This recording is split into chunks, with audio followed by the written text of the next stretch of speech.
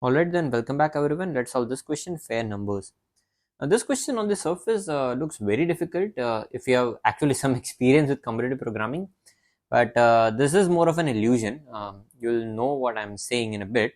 But yeah, let me just quickly read out the question for you. We call a positive integer number fair if it is divisible by each of its non-zero digits. So if a positive number is divisible by all of its non-zero digits, because of course no number can be divisible by 0, then we call this number fair. For example, 102 is fair because it is divisible by 1 and 2. Okay, fine. And what we want is given a positive integer n, so we are given a positive integer, that is n greater than 0, find the minimum integer x greater than equals to n, which is fair, right? So all in all, we have input a positive integer n greater than equals to 1, and what we want to find is least fair number greater than equal to n. In other words, least fair number which is not less than n, whichever way you want to go about it. But very important thing here, if you notice, the constraints are very high. Like test cases go for 10 power 3 and n goes from 10 power 18. So it's a very tight constraint. So it gives you a hint somewhere that you will have to try a logarithmic, or there will be some neat math trick required which solves in order of 1. So it's like again a good sanity check. I'm not concretizing anything here, but it gives you a good sense of how far can you go. Okay, so this you should do every time. How do you approach this question then? Now generally it pays well to start with brute force because it might work sometimes, or in the worst case you will figure out a trick or hint to optimize the solution, right? So what will the clear cut brute force here? You start with n and check whether it is fair or not, because it very well might be the case that this n is fair and this is your answer. But then you will have to check n plus 1, n plus 2 till what? I don't know. But just looking at the constraints, it gives you a sense that in the worst case you will have to do around order of 1e18 number of operation, and the test cases are 10 power 3. So all in all, 1e18 into 1e3, so 1 like 10 power 11 number of operation, right?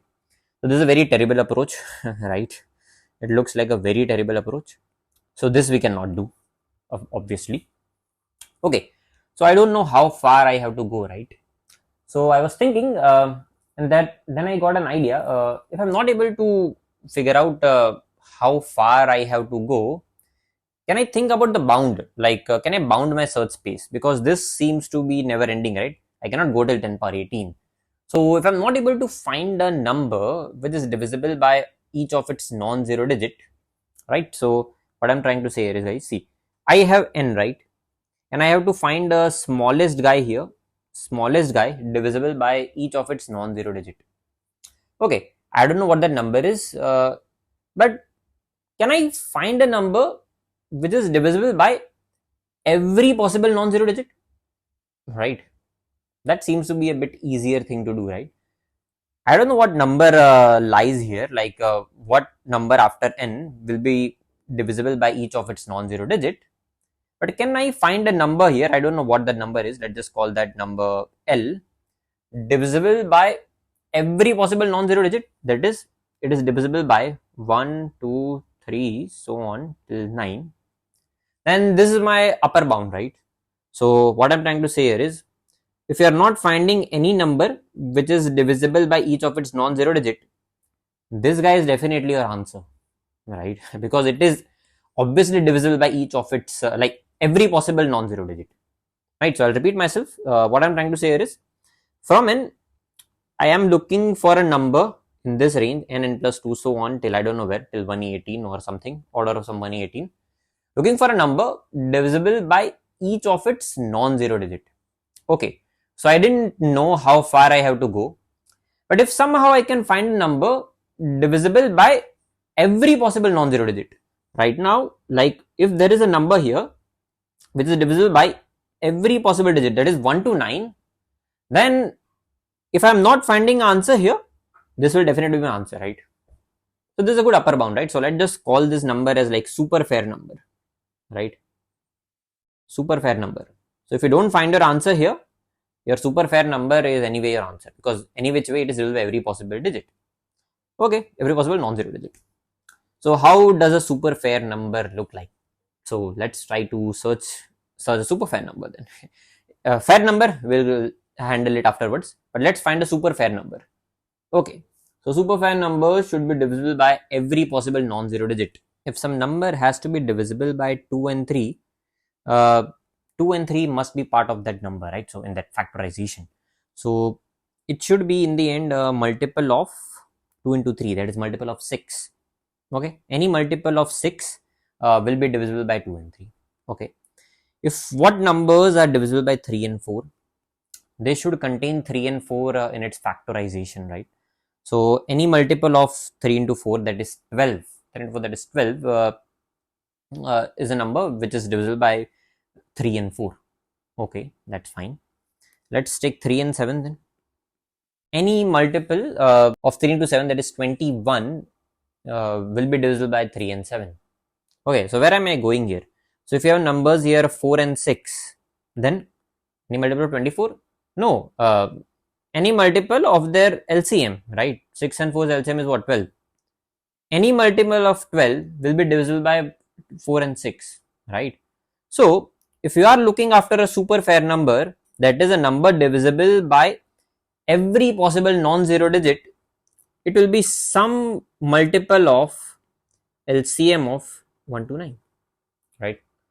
So if you are looking after a number which is divisible by some numbers, then it will be of course multiple of their LCM. That's obvious, right? It's just simple observation. So your super fair number will be multiple of LCM of 1 to 9, which turns out to be, I have calculated it behind the scenes, I don't remember this thing, it is 2520. Okay, so the LCM of 1 to 9, the super fair number will be some multiple of 2520, which is LCM of 1 to 9. So what does it say? This 2520 is divisible by every possible digit from 1 to 9, and every multiple of it is divisible by digits from 1 to 9.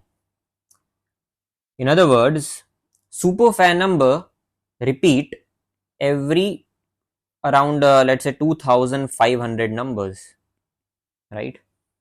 So even in the worst case, if you start from n and run a brute force, you will not run more than 2500 iterations. Oh, so what did I just say?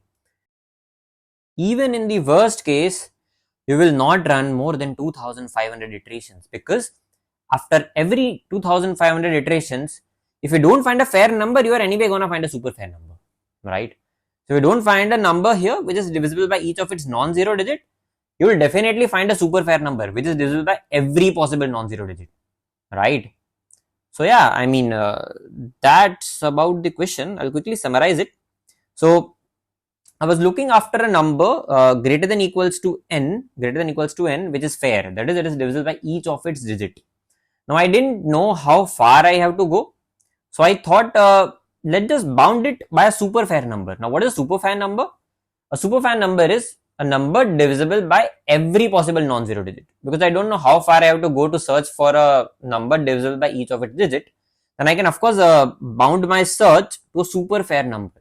That is a number which is for sure divisible by each of its digit. Why? Because it is divisible by every possible non-zero digit, right? And we figured out that a super fair number is a multiple of just 2520.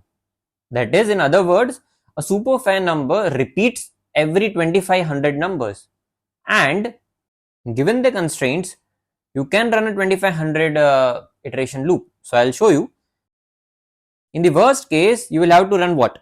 10 power 3, and you know that the super fair number is not a far 2500 operation. So 25 into 10 power 2. So in the worst case also, you will have to run just 25 into 10 power 5 operations. So these many iterations you can comfortably perform all in all, right? So your bound is some constant factor of 10 power 7. So it works. So yeah, that's that. Let's just quickly implement it. Okay guys, so let's just quickly implement the solution now. I've already taken the input. I've taken unsigned long because we are only dealing with positive integers, and unsigned long will give me double the range in the positive direction. So that's one thing. And what we have to do is we have to just check numbers one by one from n, right? So I've created a function here, fair. So let me name it like is fair. It's gonna return true if n is fair. Okay. So I'm just gonna keep incrementing n and check whether n has become fair or not. So what I'm trying to say is, while not is fair of n, you just increment n. Okay, if n has become fair, you can just print it. So if n was a fair at the start itself, this loop won't run a single time, and yeah, that's that, right? So all that remains is implementing this isFair function. And you know for the fact that this while loop is not going to run for more than 2500 odd operations, because if you don't find a fair number till that part, you'll definitely find a super fair number which is divisible by every possible digit. So by default, that is a fair number, right? So that's that. Now let's just implement this fair function. There are various ways of implementing this isFair function. Maybe you can just fetch individual digits one by one and check whether they divide the number. Or I'll show you a different way here, because I guess we've already done that way in some videos in 900 edit questions. So let's just first convert this number to string. Okay. And now what I'm gonna do is I'm gonna go through individual characters, right? Individual characters of this string and check whether n is divisible by it or not. So what I'm gonna write here is I'm just gonna check that firstly this has to be a non-zero digit, right? So I'll write if xi is not equal to 0, okay, and n mod xi minus 0. So what is this is this is just calculating what digit it is, right? So if the character is 1, xi minus 0 will return 1. If character is, let's say, 3, then xi minus character 3 will be value 3. So I'm just checking whether n is divisible by this digit or not, specifically non-zero digit, right? That's that. So if it isn't the case, I'm going to return false. That is, if any of the non-zero digit doesn't divide this guy, then I'm going to return false, right? Because that's not the definition of a fair number. So if you are here, that means every non-zero digit is dividing this n, right? So every non-zero digit present inside the n divided it. That's why you are here, because this false was never returned. So you can return true here. So yeah, I guess that's that about this question. Let me just quickly run it. Yeah, it works. Thank you for watching. I'll see you in the next one.